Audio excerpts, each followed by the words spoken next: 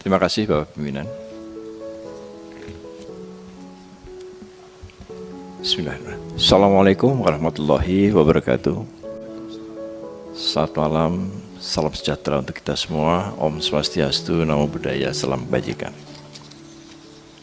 Yang terhormat pimpinan dan para anggota Komisi 2 DPR RI, yang terhormat Bapak Menteri Pan-RB beserta jajaran, dan para hadirin yang berbahagia. Puji dan syukur kehadirat Tuhan Yang Maha Esa, hari ini kami dapat bersilaturahmi pada rapat kerja dan rapat dengar pendapat antara Komisi 2 DPR RI dengan Kementerian Pan-RB dan BKN. Pada kesempatan ini kami mengucapkan terima kasih atas dukungan, saran, dan masukan dari Komisi 2 yang disampaikan selama ini. Pimpinan dan anggota Komisi 2 yang saya hormati, sesuai dengan agenda rapat pada hari ini, kami akan menyampaikan mengenai pendataan tenaga non-ASN. Kami awali dengan statistik ASN pada saat ini. Kalau kita melihat statistik ASN pada saat ini, jumlah PNS ada 3,9.556.018 orang. Sedangkan PPK yang sekarang ini sudah bekerja, sudah ditekan nomor induknya sebesar 359.163. Dari jumlah total itu, 54%-nya adalah wanita, sedangkan 46% adalah pria. Kalau kita melihat dari sisi usia, maka yang terbesar itu adalah PNS ASN yang berusia antara 51 sampai 60 tahun. Ini bulknya, jumlahnya paling besar, 1.494.994 orang. Pendidikan ASN, kalau kita melihat SD, SMP, SMA ini juga masih banyak. Di dalam ASN ini, yang SD masih ada 16.329, yang SMP juga masih ada 32.563. Kemudian yang pelaksana ini juga masih besar. Jadi 38% dari total ASN kita adalah pelaksana. Jadi ini gambaran ketimpangan yang ada dalam statistik ASN kita. Berikutnya. Ini adalah sebaran untuk tenaga guru dan tenaga kesehatan yang sekarang ada. Jadi semakin gelap warnanya itu semakin banyak. Jadi kalau kita lihat tenaga guru di Jawa dan tenaga kesehatan di Jawa itu jumlahnya lebih besar. Akan tapi ini bukan berarti ketidakseimbangan. Karena kalau kita melihat jumlah yang gelap di Jawa itu melayani lebih banyak orang daripada misalnya jumlah yang terang di Papua. Kalau di Jawa, ASN itu melayani satu orang ASN 50 sampai 70 orang, sedangkan di Papua hanya melayani 10 orang. Jadi ini bukan berarti ketidakseimbangan, tapi distribusi yang memang tergantung dari jumlah populasinya. Berikutnya, ini tadi sudah disampaikan oleh Pak Menteri. Jadi dari awal tenaga honorer K2 itu 648.462.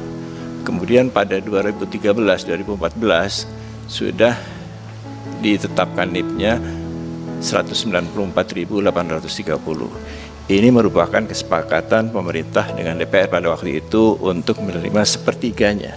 Jadi angka itu adalah angka yang telah disepakati bersama. Di tahun 2018 masih ada sisa yang ditetapkan NIP-nya sampai tahun 2020. Jadi ada sisa tenaga honorer K2 410.010 orang. Nah kemudian pada tahun 2021 juga telah diterima tenaga honorer K2 yang mengikuti seleksi P3K guru.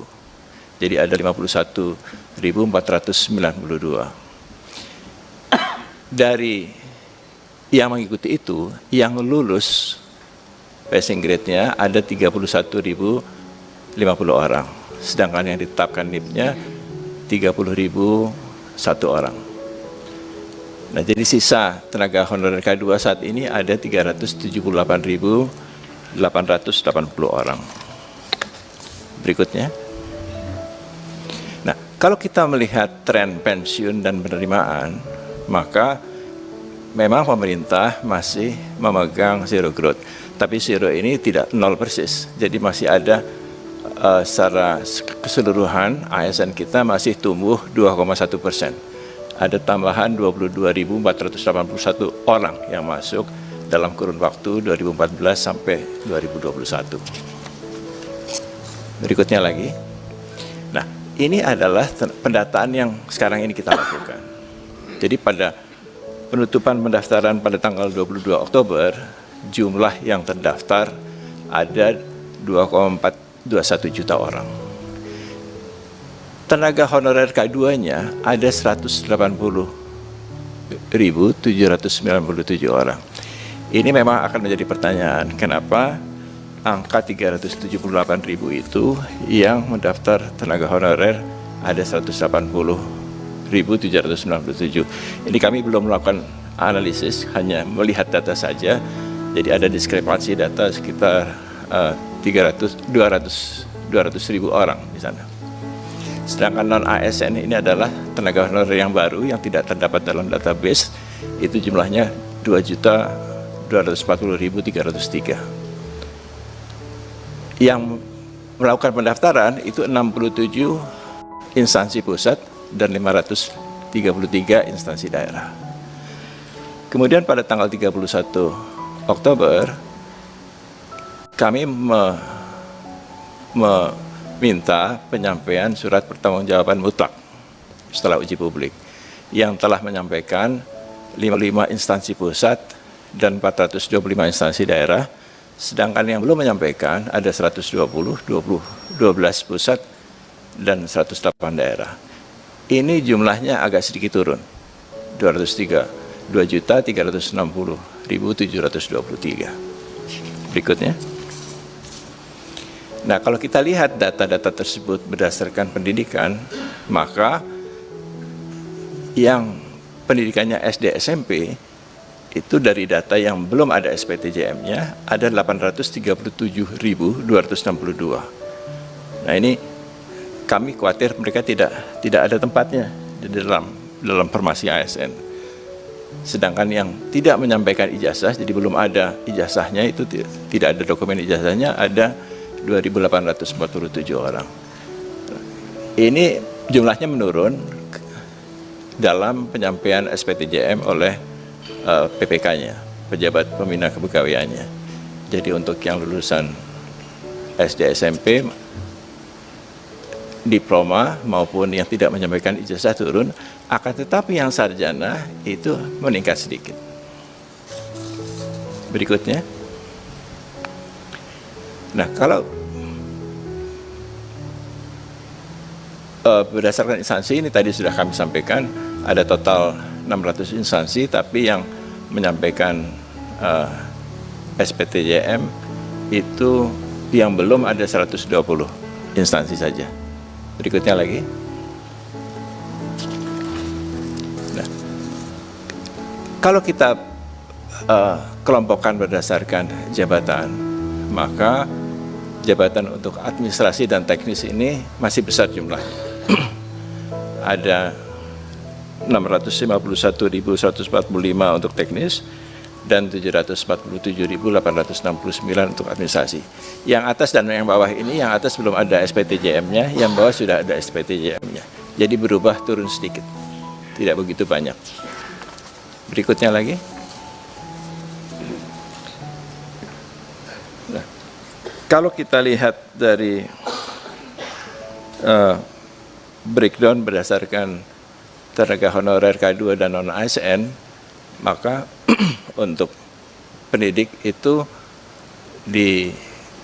yang masuk kategori tenaga honorer K2 ada 45.604, sedangkan yang non-ASN ada 686.858. Tenaga kesehatan ini yang tenaga honorer K2 ada 2.111, yang non-ASN ini tenaga honorer yang baru, yang non-ASN itu adalah 203.188. Untuk penyuluh, ini berbagai penyuluh, ada 2.429 untuk tenaga honorer dan 72.003 untuk non-ASN. Sedangkan teknis administrasi ini masih paling besar jumlahnya. Teknis 57.733 dan administrasi 72.251 dari tenaga honorer, dan untuk non-ASN 552.722 dan 665.824. Jadi ini jumlah yang besar untuk tenaga teknis dan administrasi. Berikutnya lagi. Nah, ini kalau kita lihat dari pendidikan dan jabatan, yang berpendidikan SLTA ke bawah itu masih besar. Sedangkan dari jabatan, administrasi dan teknisnya itu mencapai 57%. Berikutnya. Nah, dari yang mendaftar, 10 instansi pusat dengan jumlah terbanyak itu yang paling banyak Kementerian Agama. Memang Kementerian Agama ini jumlah ASN-nya paling banyak di Indonesia. Jadi ada sekitar 230.000 ya, kalau tidak salah totalnya. Dan ini ada tambahan, mereka menginginkan 133.000 lagi. Jadi kalau ini tampung semua, itu jumlahnya akan menjadi 360.000. Nah, ini 10 yang terbanyak, Bawaslu nomor 10, 7.729. Sedangkan 10 instansi daerah dengan jumlah terbanyak itu yang paling atas adalah Provinsi Jawa Barat. Nah, kota Surabaya ini juga besar. Ini jadi agak lucu juga, kota Surabaya ini honorernya lebih besar dari banyak provinsi. Ada 17.736. Dan jumlah dari instansi daerah lainnya. Berikutnya. Ini pengelompokan yang berbeda. Kita bisa melihat berapa jumlah perawat, bidan, asisten tenaga kesehatan, dokter, nutrisionis untuk tenaga kesehatan. Untuk tenaga pendidik ada guru dan dosen, penyuluh juga banyak sekali, penyuluh agama, penyuluh pertanian, penyuluh KB, penyuluh kehutanan. Untuk tenaga teknis ini ada tenaga pengelola, satuan pengamanan, ini Satpam ini masuk dalam tenaga teknis, tenaga kebersihan, ini juga masuk ke dalam kelompok teknis, dan tenaga administrasi, ini baik administrasi umum, pendamping klien, operator sekolah, operator SIAK, dan operator dapodik. Berikutnya. Nah, ini pengelompokan berdasarkan masa kerja. Jadi tenaga honorer non-ASN yang masa kerjanya di atas 11 tahun itu besar sekali. Ini sedikit agak mencurigakan karena dengan masa kerja seperti itu mereka seharusnya masuk dalam kategori tenaga honorer K2. Tapi masih banyak ternyata yang bekerja di atas 11 tahun itu yang masih non tenaga honorer K2, jadi tenaga non ASN sekarang ini. Jadi saya tidak tahu ini angka dari mana sebetulnya, karena kalau itu dengan masa kerja seperti itu mestinya mereka masuk tenaga honorer K2 dulu gitu. Nah, ini mungkin perlu kita validasi lebih lanjut kenapa angkanya menjadi sebesar itu. Nah, kemudian dari sisi gajinya, ini gajinya juga agak aneh juga. Ada yang di atas 10 juta, banyak juga itu yang gaji non-ASN di atas 10 juta. Ada 5.943. Tapi ada juga yang tidak punya gaji sama sekali, kosong. Jadi ini juga agak mengherankan kenapa mereka bekerja sebagai non-ASN tapi tidak bergaji sama sekali. Itu ada 261.023 orang. Mungkin mereka tidak dibayarkan dari APBD sehingga tidak ada bukti untuk membayar gajinya. Nah, biasanya dibayarkan dari saweran SPPD atau dana taktis dan lain-lain yang tidak bisa dipertanggungjawabkan pengeluarannya sehingga tidak ada kwitansinya. Berikutnya. Ini tadi mungkin sudah saya lewatkan saja. Berikutnya lagi. Oh, mungkin sebelum itu gambar yang itu tadi. Sebelumnya lagi. Sebelum ini. Nah, ini ada yang diusulkan yang tidak sesuai dengan kriteria dari surat Menpan. Jadi ada yang masa kerjanya di bawah 1 tahun, itu tidak termasuk dalam kriteria itu.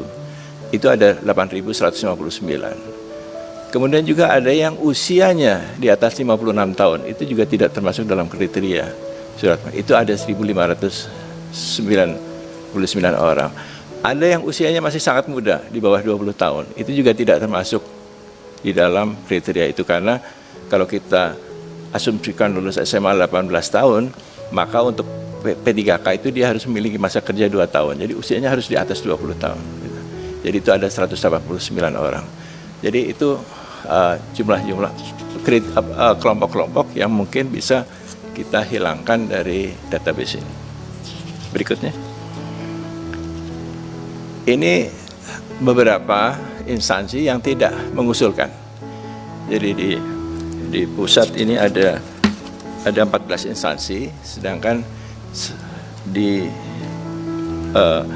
Papua, bukan di Papua Barat, di Papua 4 provinsi, sekarang menjadi 4 provinsi, waktu itu hanya 1 provinsi, itu tidak mengusulkan karena tenaga honorernya sudah mendapatkan formasi P3K secara khusus tahun lalu. Jadi sekarang ini sedang tes mereka, dan karena mereka sudah ikut tes semua, maka tidak memiliki lagi tenaga honorer. Berikutnya, yang terakhir. Nah, dari data itu kami melihat banyak data yang belum sepenuhnya menggambarkan data sebenarnya. Banyak yang mungkin merekayasa data itu. Jadi ini mungkin perlu pendalaman lebih lanjut, dan masih banyak 120 instansi yang belum menyampaikan surat pertanggungjawaban mutlak. Kemudian banyak juga instansi-instansi yang walaupun datanya sudah kami sampaikan tidak memenuhi kriteria, tapi tetap saja diusulkan. Nah, ini jadi kami mungkin mengusulkan perlunya dilakukan verifikasi dan validasi atau audit data untuk yang tenaga honorer non-ASN ini. Saya kira demikian Bapak Pimpinan, anggota Komisi 2 yang terhormat, yang dapat kami sampaikan, dan atas perhatiannya kami ucapkan terima kasih. Assalamualaikum warahmatullahi wabarakatuh.